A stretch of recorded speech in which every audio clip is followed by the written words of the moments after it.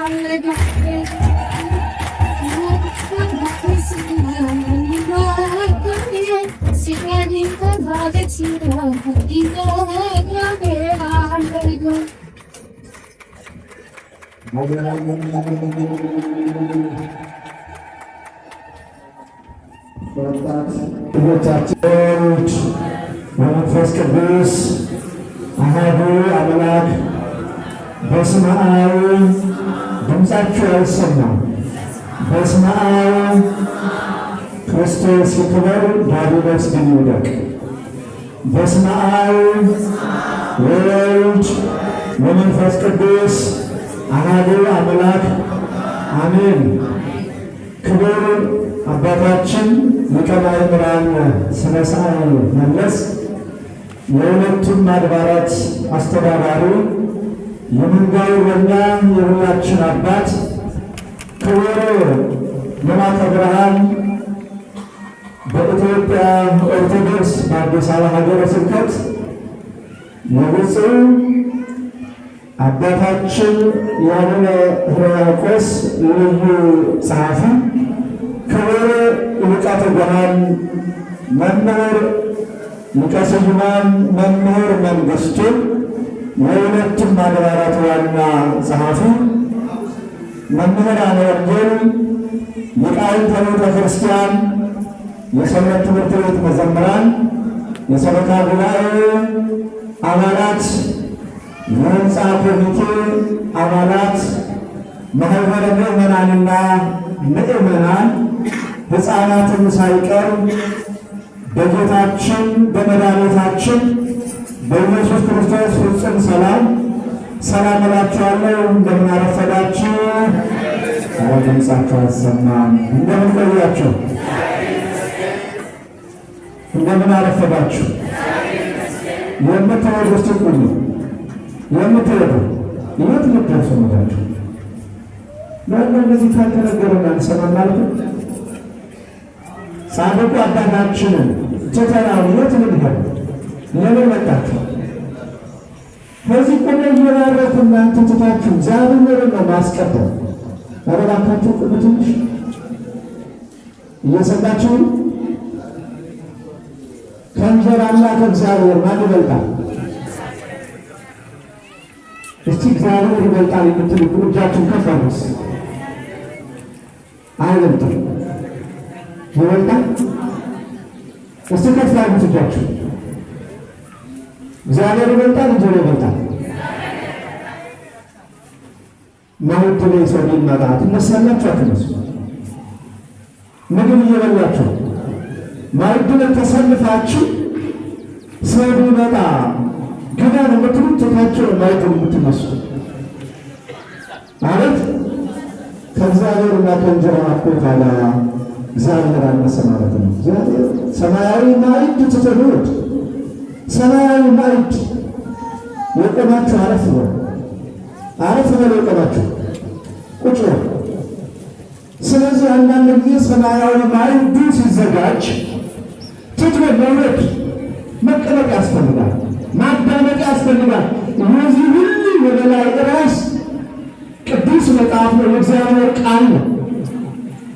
እግዚአብሔር ሲናገር ዝግባዎቹ ሁሉ ይሰናበራሉ ከክብሩ ነጸብራቅ የተነሳ።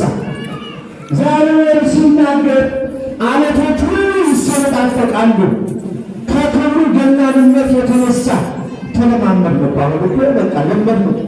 እግዚአብሔርን እንደ ተራ ሰው አይሆንም። እግዚአብሔርን እንደ ጓደኛ አይሆንም። እግዚአብሔር ኃያል ነው። መላእክት እንኳን የእሱን ነጸብራቅ ክብር መርምረው መድረስ የማይችሉበት ሰማያዊ ሀብታችን ርስታችን የሚሰጠው። ስለዚህ እንደው አረፍ ብሎ ሰማያዊ ማዕድ ተካፍሎ ሰማያዊውን እንጀራ በልቶ ለሕይወታችን ዋስትናና ስንቅ ይዘን መጓዝ አለብን። ስለዚህ ለዚህ ነው ምግብ ሲበላ አዳምጦ ተረጋግቶ የቀረበውን ማዕድ አክብሮ ይህንን ማዕድ የሰጠን ያንተ ነው ብለን አክብረን ነው ልንበለው የሚያስፈልገው እንጂ ክብር አለው ማዕድ። የእግዚአብሔር ቃል ግን ከዚያ በላይ ሕያው ዘላለማዊ ነው። ስለዚህ መረጋጋት፣ ወደዚህ መምጣት ችግር የለም። ወደዛ መውጣት ግን የቃል ኪዳኑ ታቦት ሁሉ እየባረከ አገራችን እየባረከ ሰላማችን እየባረከ ትዳራችን እየባረከ ጤንነታችን እየባረከ ማን ይቅደም ወደፊት? እኛ ከምንሄደው ማን ይቅደም? ከእግዚአብሔር ማስቀበል ይሻላል። ለዚህ ነው በተለማመድ ቅዳሴ እየተቀደሰ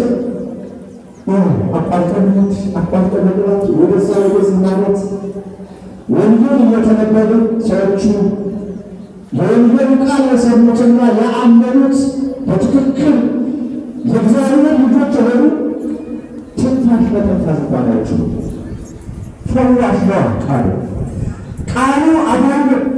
ስለዚህ በላይ ያላችሁስ በተራራው ላይ ያላችሁት ደብረ ዳሞ ያላችሁ ሰንበታችሁ ትሰልም ይሰጣል። ተራራው ላይ ያላችሁ ዛሬ ታላቁ ጻድቅ የጸለዩበት ቃል ኪዳን የተቀበሉበት ዕለት ስለሆነ ተረጋግተን ጸልየን ቃል ኪዳናቸው እግዚአብሔር ለጻድቁ ቃል ኪዳን ምን ያህል ሰጣቸው የሚለውን ዝም ብለን አይደለም ይመጣል። የቃል ኪዳኑ በረከት አፍሰን ለመሄድም ይመጣል። ስለዚህ እንደ እግዚአብሔር መልካም ፈቃድ ማን ያስተምረን? ማን ይናገር? አንተ እንድትናገር ብላችኋል። እንደ እግዚአብሔርን አመስግኑት። እንኳን አደረሳችሁ። አይሰማም የጻድቁ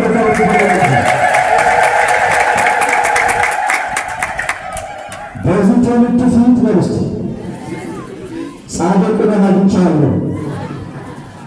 በዚህ ፊት በትውልድ ፊት አንተን ጻድቁን አግኝቻለሁ ያለ እግዚአብሔር። ጻድቅ ማለት እውነተኛ ነው። ጻድቅ ማለት እግዚአብሔርን የሚያመልክ እግዚአብሔርን የሚያገለግል ለእግዚአብሔር የሚኖር ራሱን የሚተው እግዚአብሔርን ከፍ አድርጎ እግዚአብሔርን ሁልጊዜ የእግዚአብሔርን በር የሚያንኳኳ ግን ጻድቅ ይባላል። ምን ይባላል? አልኳች ጻድቅ እውነተኛ ሰው ይባላል። ለጻድቁ አባታችን አቡነ አረጋዊ የቃል ኪዳን መታሰቢያ በዓላቸው እንኳን በሰላም አደረሳቸው አደረሰን። ክብርና ምስጋና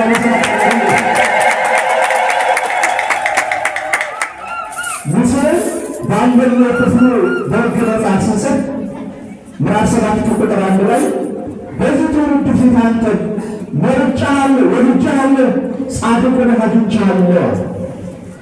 ምን አይነት አንደበት ነው! ምን አይነት ቃል ነው! ምን አይነት የተስፋ ስንቅ ነው! በዚህ ዘመን በዚህ ሰዓት በአሁኑ ሰዓት ባለንበት ዘመን እውነተኛ ወደ ጻድቁ መገኘት ምን ያህል መመረጥ ነው! የእውነት ሥራ ሰርቶ መገኘት ምን ያህል ክብር ነው! ለዚህ ነው ይህን ቃል ለነፍስ ዘመኑ ክፉ ያመንዝራ ትውልድ የበዛበት እግዚአብሔር የማይመለክበት እግዚአብሔር የተረሳበት እግዚአብሔርን የማያስታውሱ ሰዎች የበዙበት ዘመን ስለነበረ ኖህ አቤት ውጣ ውጣኔ ወደምንን ወደማሳይ ቦታ ውጣ። ቤተ ክርስቲያንን ይዘሃት ውጣ። በቤተ ክርስቲያን ውስጥ ደግሞ ያሉትን ምእመናንን ሰብስበህ ከጥፋት አትርፋቸው፣ ይዘሃቸው ውጣ። ለክብርና ምስጋና ለስላጠራሩ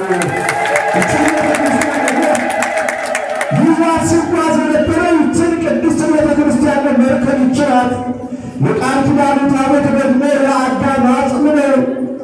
እናንተና እኛ አገልጋዮቹ ደግሞ ቤተሰቦቹ እግዚአብሔር ቤተሰቦች ነን።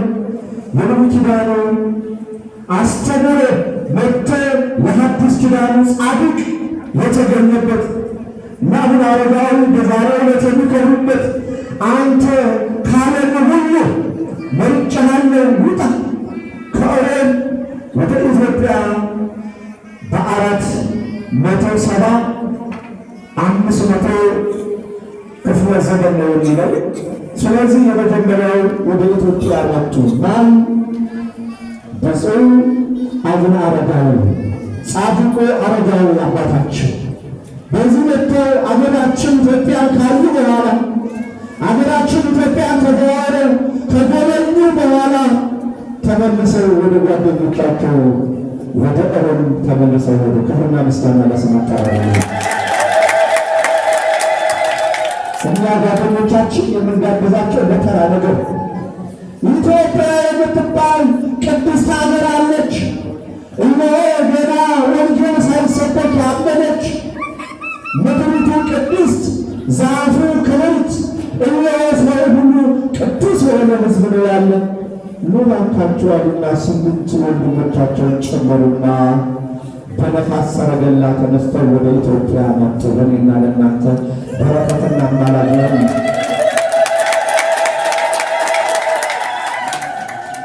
ዛሬ የምናከብራቸው ቁመው ሳይቀመጡ እጃቸውን ከዘረጉ ሳይሰበስቡ ጻድቁ አባታችን አቡነ አረጋዊ እነሆ በዛሬው ዕለት እዚህ ቦታ ላይ መውጣት እፈልጋለሁ። እዚህ ቦታ ላይ መጸለይ አለብን። ስጸልይ ሰው እንዳያየኝ፣ ስሰግድ ሰው እንዳያየኝ እዚህ ቦታ ላይ መውጣት ይገባኛል። ሁሉን ታደርጋለህ፣ ለሰው የማይቻለን ለአንተ ግን ይቻላል። በዚህ በኦሪት ዘፍጥረት ምዕራፍ 14 ቁጥር 18 ላይ ለሰው የማይቻለን ለማን ይቻላል? ለማን ይቻላል? የሚችለውን እግዚአብሔርን አመስግኑት። አንድ ጊዜ የማይቻለን እግዚአብሔር ይችላል። ለሰው የማይቻለው ለእግዚአብሔር ግን ይቻላል። ሁሉ የሚታዘዘው ያለ ይችላል እግዚአብሔር። ጸለዩ፣ አመሰገኑት። አንዳንድ ጊዜ እኛ ሌሊት ተነስተን ወደ ቤተ ክርስቲያን ስንሄድ አረ አውሩ ይበላናል፣ ከእምነታችን አንጻር አውሩ ይበላናል። ያመኑት ግን እግዚአብሔርን ለሚያገለግሉ ለፍጹም አማኞቻቸው ግን አራዊት ሁሉ ይታዘዝላቸዋል። መውጣት ፈለጉ፣ በግርግር መውጣት አይቻልም። በ2007 ዓመተ ምህረት እንደ እግዚአብሔር መልካም ፈቃድ ወደ አክሱም ማርያም ስንሄድ የጉዞ ፕሮግራም ነበረን። በዛ ወቅት እኔም ያንን የበረከት ቦታ አይቻለሁ። ለምን በእውነት የምናየው ከምናየው በላይ እጅግ ኃያል ነው። ከወጡ በኋላ መስኩ ችግሩ ነው፣ መኖሪያው ሰፊ ነው። ብዙ ቅዱሳኖች ወገባቸውን በሰንሰለት አስረው ገመድ ታጥቀው ስለ ኢትዮጵያ የሚጸልዩ የአባታችን የጻድቁ ልጆች የአባታችን የአቡነ አረጋዊ እነሆ የመንፈስ ቅዱስ ልጆች አሁንም የእሳቸው ደቀ መዛሙርት የሄደውን ሰው ለማስተናገድ ምግብ ለማጠብ የሚበላውን ለማቅረብ ያ ታቦር ተራራ እጅግ ውብና በመዓዛ የጠገረ በመዓዛ የተትረፈረፈ መዓዛ እጅግ ሰውነትን የሚጠግር ቦታ ነው። ክብርና ምስጋና ለስሙ አጠራሩ ነው። አሁን መቼም ብሎ ማየት ከምንናገረው ደግሞ የተሻለ ሆንም ወደዚያ ሀገራችንን ሰላም አድርጎ ሁላችንም ድጋሚ ሊገለግለው እሱ የታወቀ ነው ነገር ለሀገራችን ሰላም ለሕዝባችን በረከት አድርጎ በእውነት የምንናፍቀው የቅዱሳንን በረከት፣ የቅዱሳንን ቦታ፣ የቅዱሳንን ያረፉበትን የጸኑበትን ሁሉ አይቶ ተሳልሞ የቃል ኪዳኑን በረከት ይዞ መምጣት ምን መታደሉ! ስለዚህ ሲጸልዩ ተራራው ሰው ብሎ ቅዱስ ሚካኤል ይላከላቸው። ቅዱስ ሚካኤል አንተ ዘንድ ሂድና ወዳጅን ጻድቁን ከፈለጉት ቦታ ላይ አድርስ። አያችሁ፣ እኛ አንዳንድ ጊዜ አውሬዎችን እንደ በላተኛ ነውና ታዛዦች ናቸው። አሳ እነሆ ዮናስን ወደ ነነዌ የወሰደ ሁሉ ይህ ዘንዶ ወይም የእግዚአብሔር ታዛዥ ለአባታችን መጥቶ እንትፈልጋለን እዛች ከተባረኩት ቦታ በስውር እግዚአብሔርን ለማገልገል እግዚአብሔርን እነሆ ለማመስገን በዚያ ቦታ ሄጄ መጸለይ ይፈልጋሉ ነው ባረኩት። ተመቻቸላቸው፣ በላይ ነው ወጡ፣ ተመቻቸላቸው። እግዚአብሔር ያመቻቻል። እንደዚህ ወገን በእሳት መካከል የሚያሻግረን እግዚአብሔር፣ በባህር መካከል የሚያሻግረን እግዚአብሔር ነው።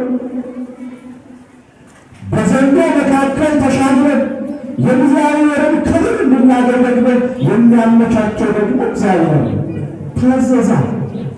ያ ታዘዝነው እኛ ነን። የምድር አራዊት ሁሉ ለእግዚአብሔር ይታዘዛል። ያሻፈረን ያለው ልባችን የኮበለለ ከአባታችን ከእግዚአብሔር ሐሳብ የወጣን እኛ ነን። አራዊቱ ግን እየታዘዘ ነው ለቅዱሳን። የሳሙኤል ዙሪያ ባለ ሰው ሲጋሉት ከፈለጉበት ቦታ ሲደክማቸው ወስዶ የሚያደርሳቸው የቅዱሳን መገለጫ እግዚአብሔር ሰዎች ስለሆኑ፣ ስለዚህ በላይ ሲወጡ አወናጨፋቸውና ወሰደና በፈለጉት ቦታ ላይ አደረሳቸው። ትንሽ ከበድ ሲሉት መለስ ብሎ ሊያያቸው ሲል አይ አለሙላት ተው፣ የእግዚአብሔር ሰው ናቸው፣ የታዘዝክበት ቦታ ላይ አድርስኝ፣ የእግዚአብሔር ሰው ናቸው ብሎ መልአኩ መሰከረ። ክብርና ምስጋና ለስሙ አጠራሩ። የእግዚአብሔር ሰው ሆይ አለ ሲጣራ፣ የእግዚአብሔር ሰው ሆይ አረጋዊ፣ የእግዚአብሔር ሰው ሆይ ምን ትፈልጋለህ? አለ እግዚአብሔር። እኔ ኃጢአተኞችን በደለኞች ወደ አንተ ያልተመለሱትን ሰዎች ይቅር በሉኝ። ቃል ኪዳኑን በኋላ እነግራችኋለሁ። እልፍ አእላፋት መላእክትን አስከትሎ እግዚአብሔር ወደ ደብረ ታቦር ወደዛች ወደ ተባረከት ቦታ እግዚአብሔር እዛች ቦታ ላይ ሄዶ በደመና ተቀመጠ። ከተቀመጠ በኋላ ዳዊትን አየሁ። በጆሮህ የምትሰማው በልቦና ያሰብከውን ሁሉ እኔ እነግርሃለሁ። ስለ አቡነ አረጋዊ ብሎ ስለ ጻድቁ ስለ አቡነ አረጋዊ ብሎ ስምን ጠርተህ ቀዝቃዛ ውሃ እነሆ ቀዝቃዛ ውሃ ግማሽ እንጀራ አስራቱን በኩራቱን ትሩፋቱን ያደረገውን ሁሉ እስከ 15 ትውልድ ተመርላለሁ ይላገሁ ያላቸው። እስከ ስንት ትውልድ ያልኳቸው አይሰማም። እስከ ስንት ትውልድ? እስከ 15 ትውልድ ተመርላለሁ። ይህን ቃል ኪዳን የሰጣቸው ዛሬ መቼም እናተረኩላቸው ቃል ኪዳን በረከት ተሳታፊዎች ቁጭ በቃ ቃል ኪዳን ሲሰጥ ስጦታ ሲሰጥ ቆሞ የሚቀበል ሰው እስከሚጠሉ እነምላችሁ ዛሬ ለመሰረት ቀጥላችሁ ሰው ስጦታ ሲሰጥ ቁጭ ብላችሁ የምትቀበሉት ቁላችሁ አይሰማም። ቃል ኪዳን እስከ ዘላለም እስከ ዓለም ፍጻሜ ድረስ ይቀጥላል። ዳዊት ሲናገር በመዝሙር 112 ከቁጥር 6 ላይ የጻድቅ መታሰቢያ ለዘላለም ይኖራል፣ ቃል ኪዳኑ መቼም አይጠፋም። መንፈስ ቅዱስ የሰራባቸው ቅዱሳን መንፈስ ቅዱስ እነሆ ሲያገለግሉ ያገዛቸው በመንፈስ ቅዱስ የተቀኙ መንፈስ ቅዱስ በእነሱ ላይ አድሮ የዘመሩ የሰገዱ ያስተማሩ ወንጌልን የሰበኩለት ሁሉ እነዚህ የመንፈስ ቅዱስ መሳሪያ ይባላሉ ቅዱሳን። ስለዚህ በዛሬው ዕለት ቅዱሳን መላእክትን አስከትሎ እናቱ ድንግል ማርያምን አስከትሎ ሚካኤልንና ገብርኤልን በቀኝ በግራው አስቆሞ ገዛ ወዳጅ ለአንተ አስራቱን በኩራቱን የአቡነ አረጋዊን ዕለት ዕለት ቤተ ክርስቲያንን ያሳነጸ ሰማይን የጠራ የቃል ኪዳን ታቦትን የተሸከመ እልል ብሎ የዘመረው በአንደበቱ ምን ያለ በእጁ ያጨበጨበውን በእጁ ያሸበሸበውን አስራቱን በኩራቱን ዘሪሁን ዕጣኑን መብራቱን ያቀረበውን ይህን ሁሉ እኔ እስከ 15 ትውልድ ምሬልሃለሁ አለ መድኃኒታችን ኢየሱስ ክርስቶስ። ይህን ከሰጣቸው በኋላ ባርኳቸው ጻድቁን በቅድስት ጸሎትን የሚተማመኑ ጸሎትን የሚያዘወትሩ ገድልህን የሚያነቡ በጸሎት የተጠመቁ ያንተን መታሰቢያ እነሆ ልጃቸውን ወለተ አረጋዊ ገብረ አረጋዊ ወለተ ጻድቅ በስሜ የሰየሙትን ሁሉ እኔ ሰማያዊ ዋጋቸውን ሰጥቻለሁ። እነሆ በስሙ የተሰየሙትን ሁሉ ሰማያዊ ክብርን አድዬልሃለሁ አለ። ክብርና ምስጋና ለስሙ አጠራሩ። ስለዚህ ዛሬ ጻድቁ አባታችን የቃል ኪዳን ስጦታቸው ለእኛ ለልጆቻቸው የተቀበሉበት ዕለት ነው። ዛሬ እጅግ ታላቅ በዓል ነው። ደግሞም አንድ ላይ አንድ መናሪያነ ዓለም ገብረ ክርስቶስ አብረው የሚሆኑበት ዕለት ነው። እነሆ ከዚህ ትውልድ ከዚህ ሁሉ ትውልድ ፊት እኔ መርጬሃለሁ ያላቸው እነሆ ይህ ገብረ ክርስቶስ በታሪኩ እንደምታውቁት ሁላቸው የንጉሥ ልጅ እነሆ ያገረገር ልጅ ያልቸገራቸው ሁሉ ነገር እጃቸው ላይ ያለ ነገር ግን ይችን ዓለም አልፈልግም አሉ። ማንን አልፈልግም አሉ? ዓለምን አልፈልግም፣ የዚህን ዓለም ጣዕም አልፈልግም፣ ሙሽርነትን አልፈልግም፣ እነሆ ድንግልናዬን ለክርስቶስ እሰጣለሁ አሉ። ዛሬ እንደሱ አይደለም። ትንሽ ገንዘብ ያለው በገንዘብ ይመካል። የባለስልጣን ወገን ያለው በባለስልጣኑ ይመካል። የሚመካ ቢኖር በማን ይመካል? በእግዚአብሔር ይመካል። ቅዱሳን የሚመኩ በእግዚአብሔር። ቅዱሳን እነሆ ባሻቸው እግዚአብሔርን ነው የሚያደርጉት። ስለዚህ በሙሽርነት ሞቱ የአንድ ንጉሥ ልጅ ታጨችለትና በዛ ተቀምጦ ያለ ዘፈኑ መልካም ነው፣ ደስታው መጠጡ መልካም ነው፣ መሪኖ የንጉሥ ቤት ነው፣ ንጉሥ ልጁን ድሯልና አይደለም ያልተጠራው የተጠራው ያልተጠራው የሰማውም ያልሰማውም ወደዛ ንጉሥ ቤት ሄደው ንጉሡ ደስ ይለው ዘንድ እንኳን ደስ አለህ እየተባለ የምስጋና ችሮታ ወደ ንጉሡ ይቀርባል።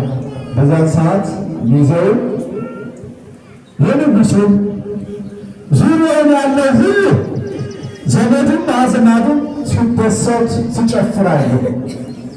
አንተ ወጥለት እሱ ያሰበው ጌታዬ ሰማያዊ የእግዚአብሔርን መንግሥት የእግዚአብሔር ሙሽርነት መሆን የፈለጉ ገብረ ክርስቶስ በዚህ ሰዓት እውነት ጋብቻ መልካም ነው። ግን ክርስቶስን የመረጡት ጋብቻ በክርስቶስ የተመሰረተ ነው።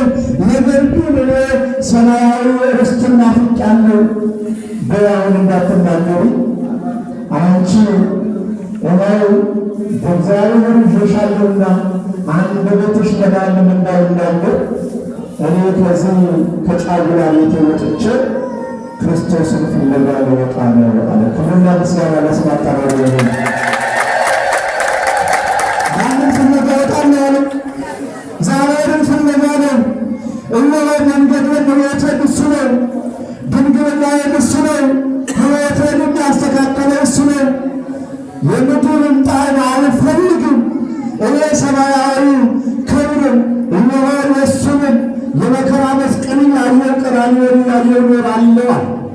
በዚህ በማቴዎስ ወንጌል ምዕራፍ 10 ከቁጥር 37 ላይ ወንድ ልጁ ወይም ሴት ልጁን የሚወድ ቢኖር ለእኔ ሊሆን አይችልም ማለት። ለማን ሊሆን አይችልም? ለእኔ ሊሆን አይችልም። እውነት ልጆቻችን ትተን አንድ ቀን እንኳን መውጣት አይፈርድም። ከትምህርት ቤት ሲዘገዩ እንኳን ምን ያህል ስሜት ነው የሚሰማል? እምነት ምን ያህል ነው ዋጋ የሚያስከፍለው? ዝም ብሎ ክርስትና አይደለም። የተቀበልነው ወርቃማ እምነት ነው።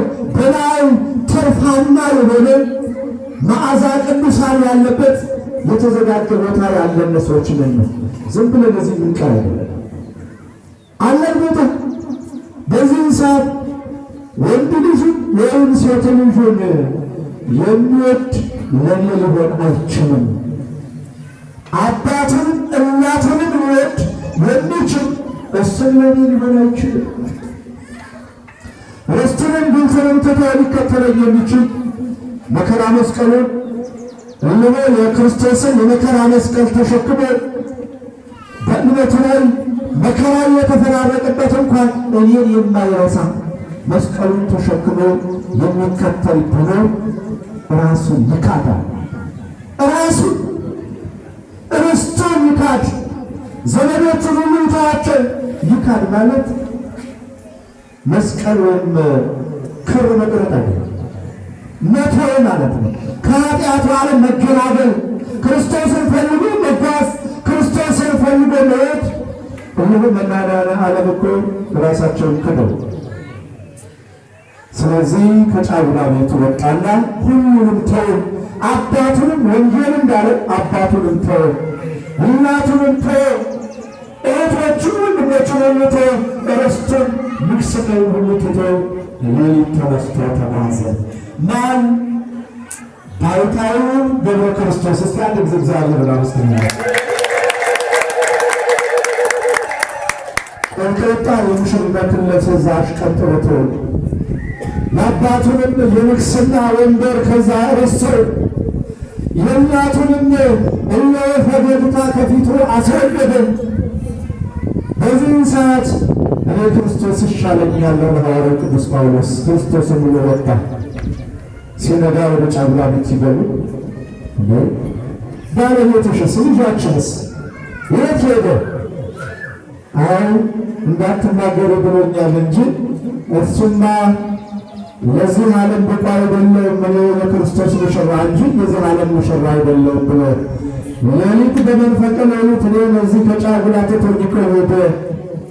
የለም እሱ ወጥቷል። ሲያዩት የሙሽሩን ልብሱ ሁሉ እዛ ጋር ተቀምጧል። ዓለሙን ኃላፊ ንብረቱን ኃላፊ ስበኩል ኃላፊ ሕይወቱ ሰርጉም ኃላፊ ነው። ሚዜዎችም ቀሪዎች ናቸው። ደስታው ሁሉ ኃላፊ ቀሪ ነው። ስለዚህ የማይቀረው ግን እግዚአብሔር ነው አለ። የማይቀረው አለ እግዚአብሔር ነው። እሱ ባይሆን ኖሮ እስካሁን ድረስ እኛ ከዚህ ምድር መች ነበር? እሱ አይደግፈን ኖሮ ገፍታሪ ብዙ ነው።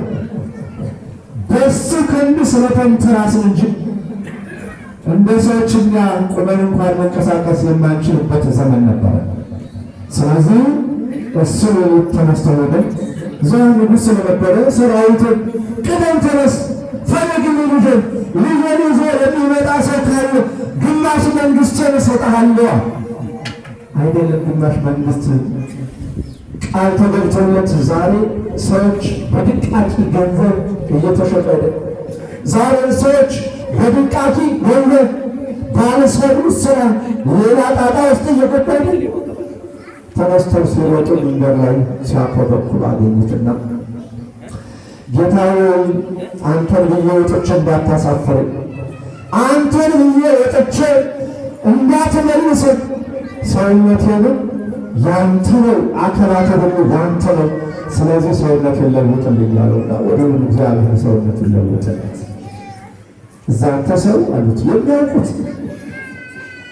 የንጉሡ አገልጋዮች እሱ የሚያውቁት ቆመው ሲያስተናግዱ የነበሩት ቀረሰት ሌላ ሰው ነው። እግዚአብሔር ታሪክን ይቀይራል። ክብርና ምስጋና ለስሙ። እግዚአብሔር ታሪክን ይቀይራል። እግዚአብሔር ያሻግራል። በመካከል በመከራው መካከል እናንተ አንተ ቀደም ብላችሁ ከሄዳችሁ እግዚአብሔር ያሻግራል። የታመነ ጌታ ነው። ስለዚህ ሲያዩት ሌላ ሰው ነው። በዚህ መልከ መልካም የሆነ ሰው አላያችሁ? አላየሁም፣ አልገጠመኝም ማለት ኧረ አላየሁም። ቀስ ብላችሁ ረጋ ብላችሁ ለምን አትሄዱ? ትደርሱበታላችሁ። ቀስ ብላችሁ ልዱ። እኔ ግን አላየሁም። እሱ ማነው የተናገረው? አቤት ማነው የተናገረው አልኳችሁ? ገብረ ክርስቶስ ሰውነቱ ሁሉ ከዛ በቁስል ነደደ፣ በቁስል ተቃጠለ፣ ቁስል ተጋድሎ ሆነ። እነሆ ሰውነቱ ሁሉ የእሱ እንዳልሆነ ሆነ። በዚህ ሰዓት ሲፈለግ የለም። ንጉሡ አገልጋዮቹን ሁሉ በተነ፣ የለም አልተገኘም። እሱ ግን ባለው የእግዚአብሔር ነው። ሁላችንም የእግዚአብሔር እንድንሆን የእሱ መልካም ፈቃድ ይሆንልን። ከሆነ ምስጋና ለእሱ ነው። ከዚህ በኋላ በመናንያን ዓለም ሲኖር ከቆየ በኋላ ቆም ብሎ ሲያስብ አባቴን ላጽድቀው፣ እናቴንም እማዬንም ላጽድቃት፣ እነሆ በዛ በበሩ ሆኜ የእነሱ አገልጋዮች እዛ ጋር ከሚደፉት ትንሽ ነገር እየቀመስኩኝ እናትና አባቴን ላጽድቃቸው። አንዳንድ ጊዜ ያንተ አጽዳቂ ነኝ የሚል ሰው ሁልጊዜ ዝክር ትጠራኛለህ፣ ያንተ አጽዳቂ ነኝ የሚል ሰው አለ። በዚህ ሰዓት ተነሳና ሰውነቱ ተቀይሯል። የቁስል ልብስ ለብሶ በአባቱ በንጉሡ ደጅ ላይ ተቀመጠ። የንጉሥ ልጅ ለልመና ወጣ። ለእንጀራ ልመና ሳይሆን እግዚአብሔርን ሊለምንላቸው እናት አባቱ እሱ ያየውን ጽድቅ፣ እሱ ያየውን ብርሃን፣ እሱ ያየውን የጽድቅ ፋና እናት አባቱን እንዲያዩ ወደደ። እንደነዚህ አይነት ቅዱሳንን ያዛል። የዛሬ ልጅ የእናት አባቱ የጡረታ ሀብት ከኪስ ሲመዘብር ያድራል። አይደለም የእናትን አባቱ ሊጸልይ፣ አይደለም የእናትን አባቱ ሊታዘዝ፣ አይደለም እናት አባቱን ሊያስታርቅ፣ ከእናት ከአባቱ የሚገኘው ድቃቂ ገንዘብ ለመውሰድ ሲተጋ ያለ። ስለዚህ በዚያ ቦታ ላይ የተቀመጠና ይሄ ሰውዬ እኮ ይህ ምስኪን ሰው እዚህ መጥቶ ወድቆ ስናልፈን ለአፍንጫችን ከረፋን ለዓይናችን ተጸየፍ ነው እያሉ የእናት አባቱንን የእንጀራ ፍትፍት የተረፈውን እየወሰዱ ከዚህ ከገብረ ክርስቶስ ላይ እየወሰዱ ይደፉበታል። ምን ከተባለ ውሾች ተካፍለው እንዲበሉት በአባቱ ቤት እሱ አባቱ እግዚአብሔር በአባቱ ግን የተቀመጠ እሱ ጻድቅ እውነተኛ ሰው ነው። ክብርና ምስጋና ለስሙ አጠራሩ። ከጊዜ በኋላ ነው የሥጋ ሞት ሲገተው፣ አረፍተ ዘመን ሲገተው፣ ከብዙ ጊዜ በኋላ ያ ደካማ በአባቱ ቤት አረፈ። ደብዳቤ ጽፎ በዚህ ዘመን ሞሽራችሁ የዳራችሁ ልጃችሁ እከሌ እባላለሁ፣ በዚህ ጊዜ ጫጉላውን ትቼ እግዚአብሔርን መርጬ እግዚአብሔርን ይዤ ነው የወጣሁት። ሌላ ትቼ አልወጣሁም። እኔ ያዝኩት እግዚአብሔር ነው። የማያንቀላፋ ክንደ ብርቱ አሻጋሪ ሰማያዊ ሀብትና ርስትን የሚሰጠው የመሰለን በጫንቃዬ ይዤ ነው የወጣሁትና እከሌ እባላለሁ ብሎ ደብዳቤ ጻፈ። ንጉሡ ተቆጭ። የንጉሥ ልጅ ሞተ ሲባል 150 ንጉሡ ሞተ ሲባል 50 ይላሉ አባቶቻችን። ንጉሥ ሲሞት ማን ያየዋል? የንጉሥ ልጅ ከሞተ ግን ሁሉም ያየኛል ብሎ ስለሚያስብ ሁሉም እየመጣ ልጁን ተጎዳ። ንጉሡም ማልቀስ አቃተው።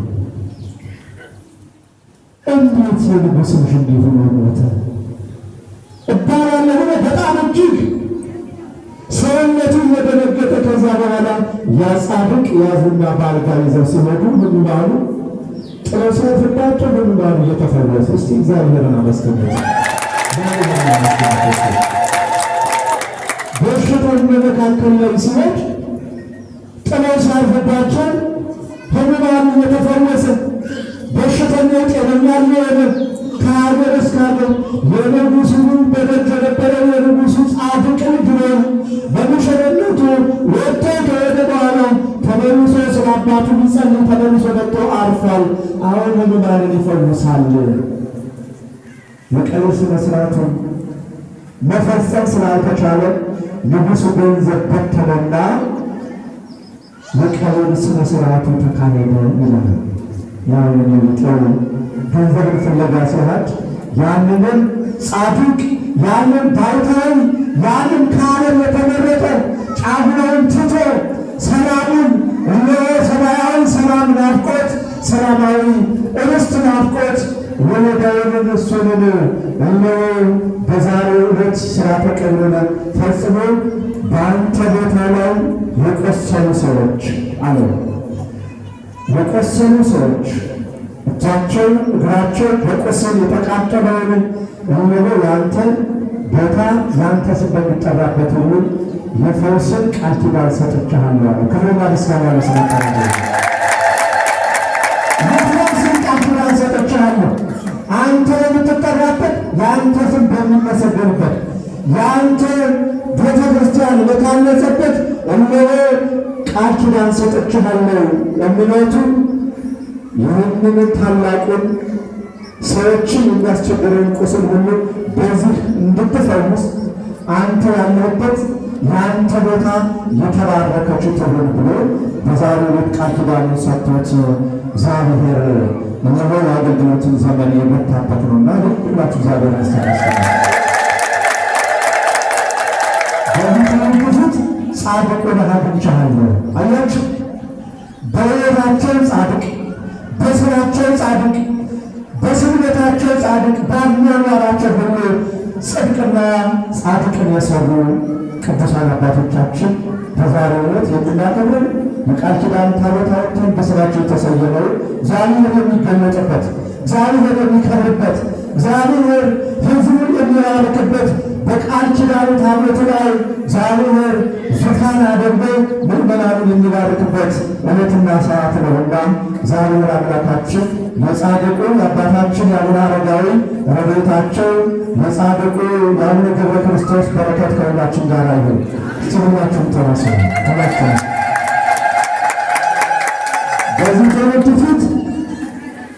በዚህ ተወድፉት